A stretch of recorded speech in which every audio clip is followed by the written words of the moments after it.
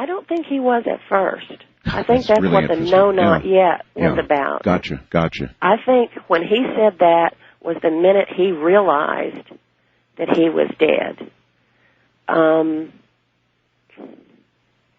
He was also, I think, trying to communicate with people that he knew. He had lived down there for half of his life.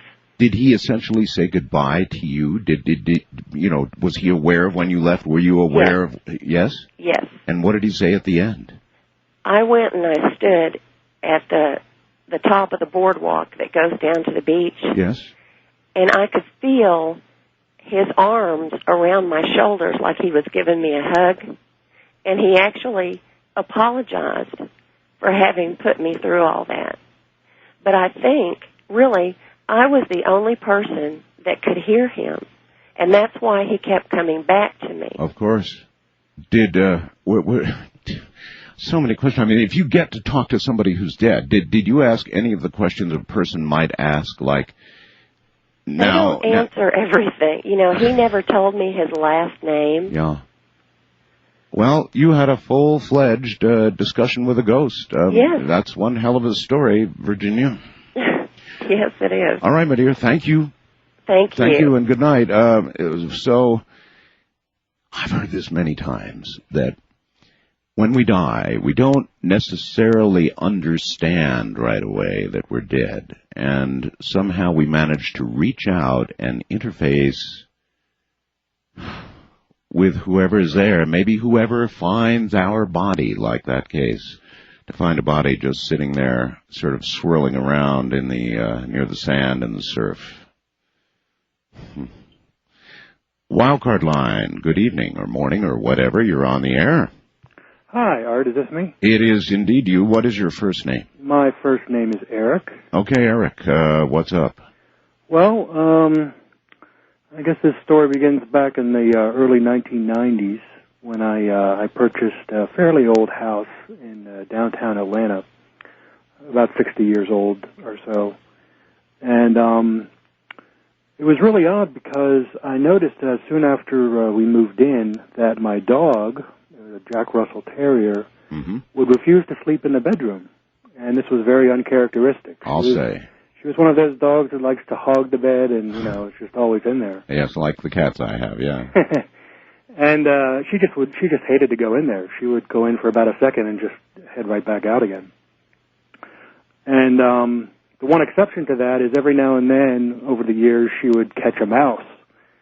And she would take it into the bedroom, and she would kill it there, and she would shake it so vigorously that blood, it's kind of gross, but it would splatter against this one particular wall. It was always in the same place.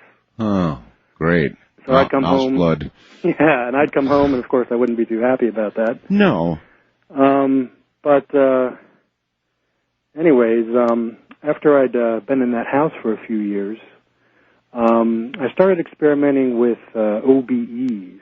I'd been listening to your show by then for a while. And out-of-body experiences, yes. Yes, Albert Taylor. Yes. Yes, he laid out the groundwork for how to do an OBE. Yes. And actually, I got his books and a few others. I think Bill Buellman's books. Yes. And I really applied myself for a few months, and I actually did have my first OBE. It took about 3 or 4 months to do, but I was determined I wanted to see what it was like. It's quite shocking, isn't it? Yeah, it was really amazing. It was it was a state of awareness that I'd never been in before. It definitely was not a dream. Did you meet something or somebody? Well, at first I was just kind of floating above my body, and it was really weird because I could see in like every direction at once. I don't really know how to explain that. But soon right after that, I saw some kind of shape against the wall where the mouse blood got splattered every now and then. Oh. And I saw it was a small dog, probably like a black poodle. It was about the closest I could make out what it was. Yes. And it was like lapping at the ground like there was a pool of liquid there or something like that. It was just kind of licking. Yeah. And I was jarred by this because I thought, there's some weird black dog in my room, and, I got in the house somehow. So immediately I shot back up into my body, and I turned on the light, and there was no dog there, and there was no liquid on the ground either. Uh-huh. So, I didn't really know what to make of that. But when I sold that house a few years later, my neighbor, she was about an 80-year-old woman. She was very nice. She lived there next door to my house for about 50 years. Yes. And she said she'd been dying to tell me the history of my house, but she didn't want to tell me when I lived there. She didn't want to scare me. And the history was?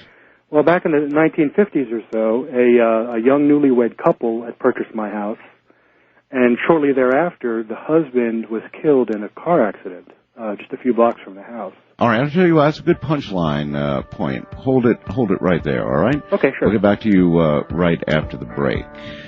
You're listening to the annual Ghost to Ghost program. I'm Art Bell from the high desert. It's cold and the winds are blowing out there. This is Coast to Coast AM with Art Bell. By the way, this is the original, the very original of this. Welcome to the Halloween 2003 Ghost to Ghost program. In a moment, we continue.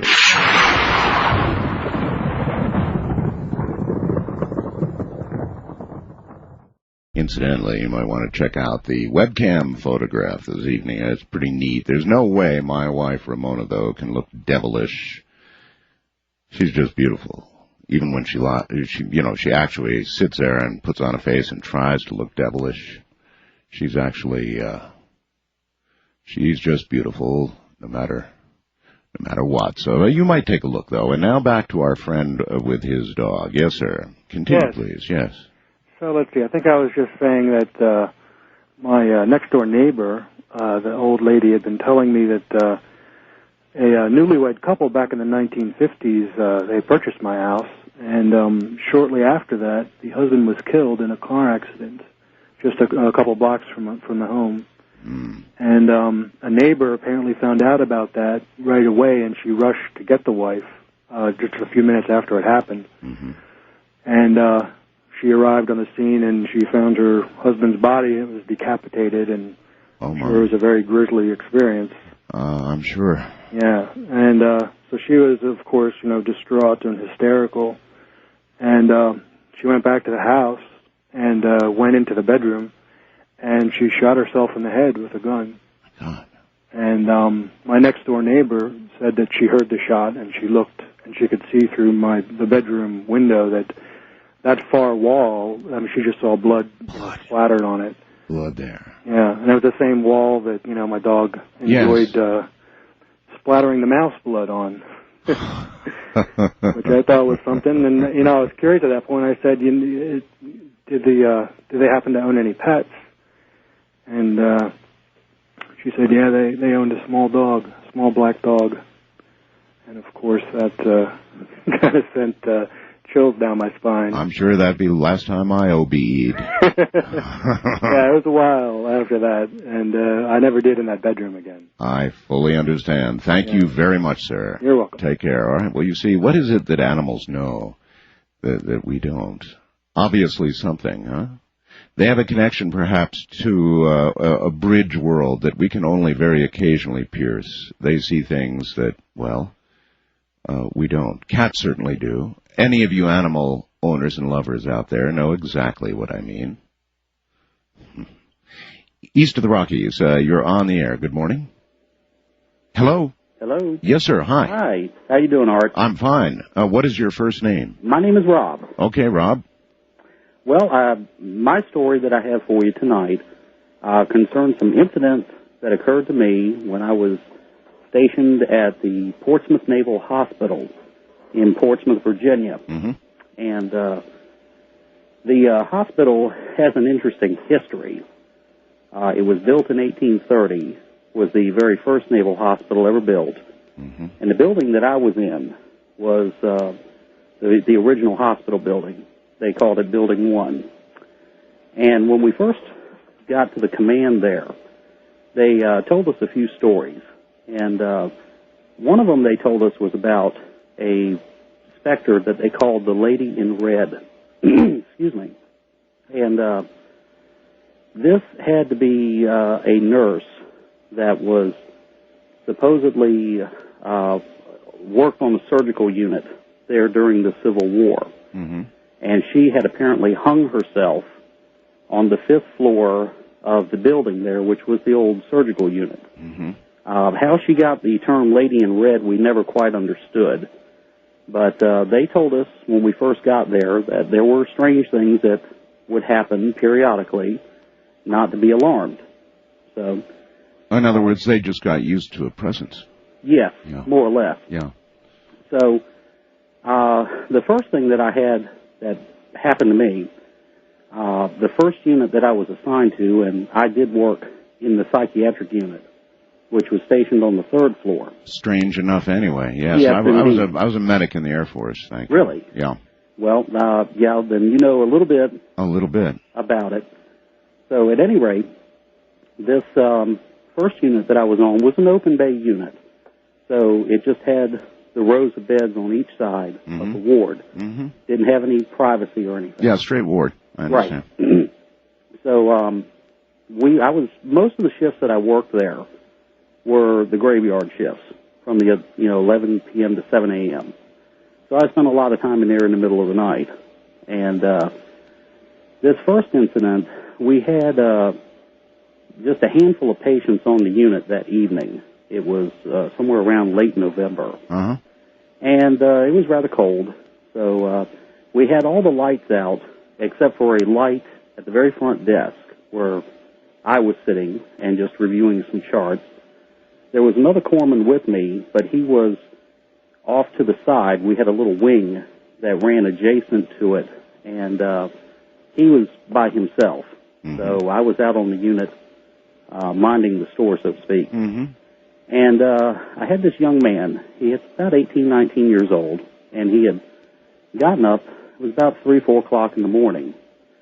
And he approached the desk and went past me to the restroom. But he looked a little shaky when he went past me. Mm-hmm. And when he came back out, he asked me if I knew who was wandering around in the back of the unit.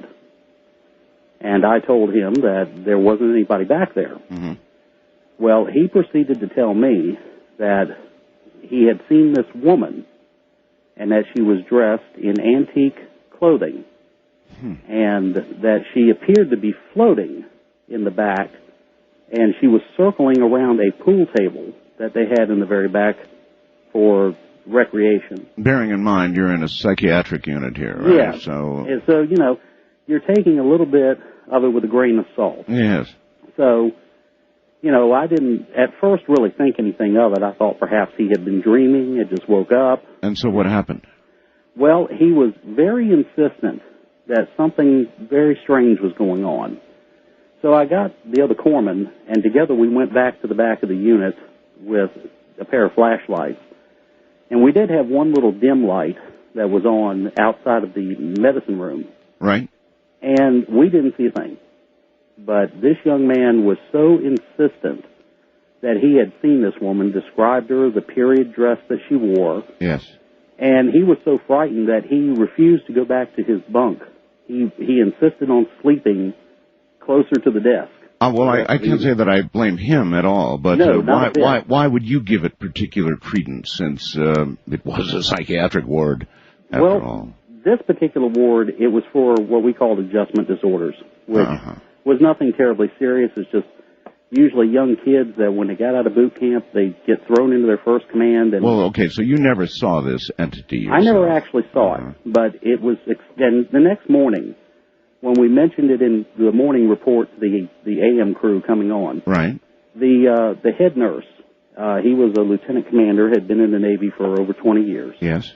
And he looked at me, and he said, "Did you make a note of it?" And I said, "Yes, sir." And he said, "Well, that's good." He said, "Because this kind of stuff happens fairly regular." And he said, "Don't be alarmed." And he said it so matter-of-factly, as if to say, "Yeah, we know what this is." I gotcha. All right. Well, thank you very, very much. Well, on the one hand, you dismiss it because it's a psychiatric patient, but then on the other, there's history.